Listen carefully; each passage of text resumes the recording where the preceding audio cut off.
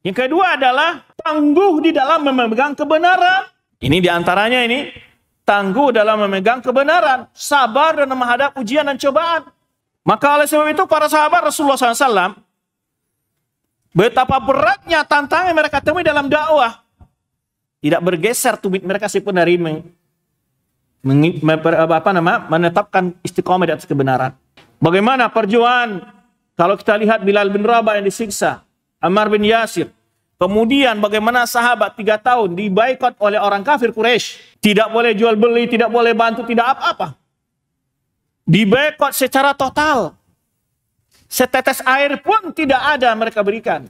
Sampai kata sahabat, keluar malam mereka lapar, terinjak sesuatu yang menurut mereka bisa dimakan, mereka makan. Bahkan sampai mereka mengatakan, saya tidak tahu apa yang saya makan telan di malam hari itu, sampai hari ini. Bahkan ada yang makan daun kayu, itu banyak. Terasa ada sesuatu yang bisa dimakan, terinjak oleh kaki mereka, mereka makan. Bayangkan itu. Kekuatan memegang kebenaran, dasarnya adalah karena keyakinan kepada iman yang gaib. Dan balasan yang mereka janjikan kepada orang-orang beriman, membuatkan seseorang berjalan dalam melakukan perintah-perintah Allah SWT, menjelaskan kebenaran, berdakwah kepada kebenaran, dan juga memperingatkan manusia dari kebatilan dan memerangi kebatilan tersebut. Wa in animal mu'inu, sekalipun tidak adanya orang yang mendukung dia, bersama dia. Dimana para anbiya berjuang, Nabi Ibrahim sendirian, maka dia tidak merasa bahwa qawiyyun billah. Apa yang membuat dia tegar di atas kebenaran? Karena dia merasa kuat dengan Allah Subhanahu wa taala, keimanannya kepada Allah, keyakinannya kepada Allah. Ini perkara bagaimana dengan yang gaib. Tuhawwinu 'alayya al-hayatud dunya wa 'adzabuha bi janibil hayatil akhirah. Semua ujian, cobaan, siksaan yang dialami di dunia ini sangat kecil dalam pandangannya bila dibanding dengan siksaan akhirat atau nikmat yang akan diraih di akhir kelak. Maka disebutkan dalam sebuah hadis, yu'ta bi an'umi ahli dunya faumisa finnar. Dipanggil seseorang yang paling hidupnya bahagia, penuh nikmat di dunia ini, lalu dicelupkan ke neraka satu celup saja. Lalu ditanya setelah itu, hal marra bika khairan qat? Apakah engkau pernah merasakan kebaikan sedikit? Katanya, saya tidak pernah merasakan kebaikan sama sekali dalam hidup. Padahal dalam waktu hidup di dunia, dia berpoya-poya menikmati segala bentuk kenikmatan. Tapi dibanding dengan siksa akhirat, melupakan semuanya. Maka dia katakan, saya tidak pernah melihat yang namanya ada kebaikan. Adanya kesenangan, adanya kebahagiaan. Kemudian kata Rasulullah SAW, didatang kepada orang yang paling menderita hidup di dunia. Ketika bulan Ramadan, siang hari tetap bekerja keras, dengan perut yang keroncong, menahan haus, lapar, letih, ngantuk, menderita di dunia. Lalu dia dimasukkan sekejap ke dalam surga, lalu ditanya, pernahkah engkau mengalami penderitaan dalam hidupmu? Dia jawab, lam ara syarran qat. Saya tidak pernah mengalami penderitaan selama hidup di dunia. Subhanallah. Coba bayangkan. Keyakinan yang seperti inilah yang membuat para sahabat, para ulama berjuang menegakkan kebenaran, menupas kebatilan, walaupun dengan sendirinya tidak membuat mereka gentar. Kemudian, contoh di sini Allah ceritakan Nabi Ibrahim ya, watallahi la aqidanna asnamakum ba'da an tuwallu mudbirin. Ba'da an tuwallu mudbirin, kata Nabi Ibrahim, kan ketika itu dia diajak untuk ikut perayaan ya, acara besar mereka. Nabi Ibrahim menolak. Dan Nabi Ibrahim mengatakan, saya akan hancurkan berhala-berhala kalian kalau kalian sudah pergi semua. Faja'alahum judadzan illa kabiran lahum. Semua berhala itu dihancurkan oleh Nabi Ibrahim di tempat peribadatan mereka orang musyrikin itu, kecuali yang paling besar saja. La'allahum ilaihi yarji'un. Nanti diharap mereka kembali melihat ya, keberhala-berhala mereka itu sudah hancur semua, lalu tinggal yang paling besar ini. Kenapa? Gitu kan disebutkan dalam kisah Nabi Ibrahim. Nabi Ibrahim malah mengatakan mungkin yang menghancurkan ini yang paling besar ini.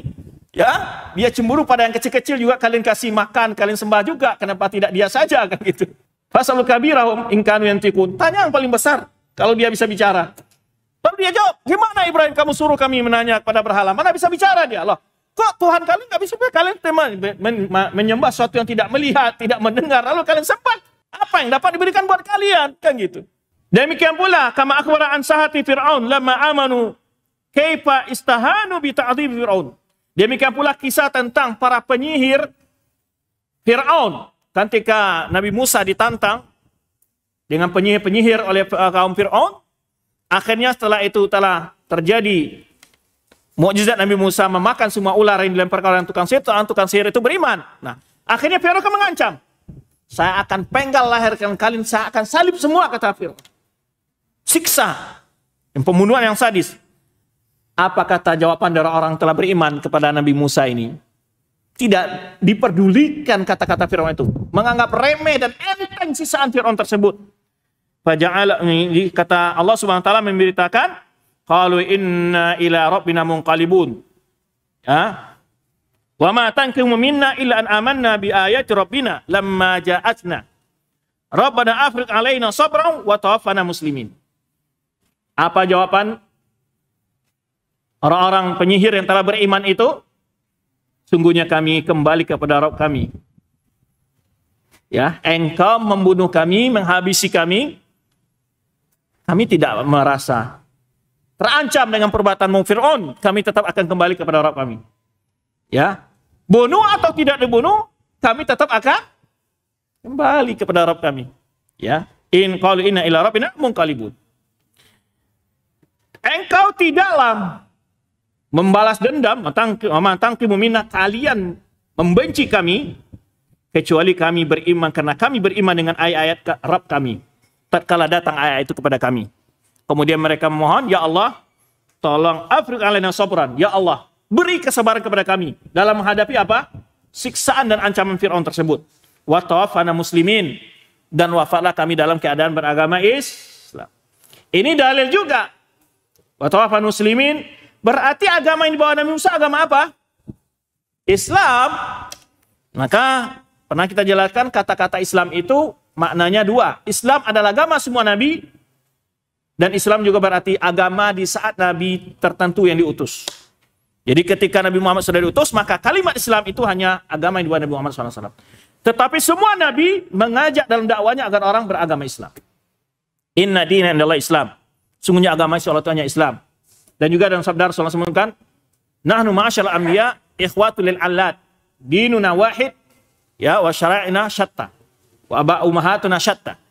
Dinuna wahid wa ummahatuna syatta. Disebutkan oleh para ulama, kami para nabi, kata Rasulullah SAW, bagaikan saudara seayah. Agama kami satu, jadi akidahnya satu, wa syariatnya memang ada perbedaan-perbedaan.